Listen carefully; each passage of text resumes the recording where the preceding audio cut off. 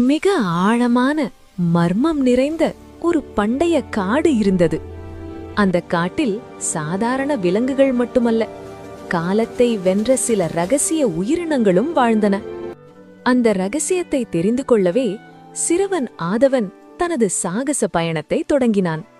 ஆதவன் இயற்கையை மிகவும் நேசிப்பவன். ஒரு நாள் தனது தாத்தா விட்டுச் சென்ற பழைய வரைபடத்தை கண்டான். அதில் ஒரு இடம் குறிக்கப்பட்டிருந்தது, காட்டின் இதயம்.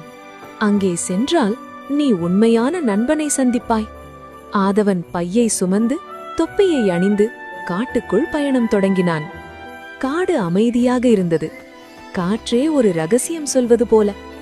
திடீரென தரை அதிர்ந்தது.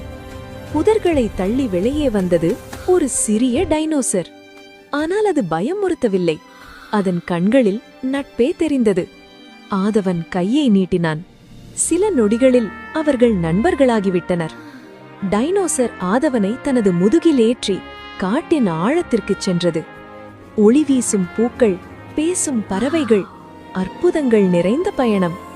ஆனால் ஒரு இடத்தில் மரங்கள் வாடியிருந்தன. காடு உதவி கேட்கும் போல. ஆதவன் ஒரு ஒளிரும் கல்லை தொட்டான். அடுத்த நொடி பசுமை மீண்டும் பரவியது. காடு உயிர் பெற்றது. டைனோசர் மகிழ்ச்சியில் குதித்தது. நீ இப்போது காட்டின் நண்பன் என்று ஒரு குரல். அடுத்த நொடி ஆதவன் காட்டின் நுழைவாயிலில், கையில் ஒரு ஒளிரும் இலை. அவன் சிரித்தான், ஏனெனில் அவனுக்கு தெரியும், அந்த சாகசம் உண்மையே.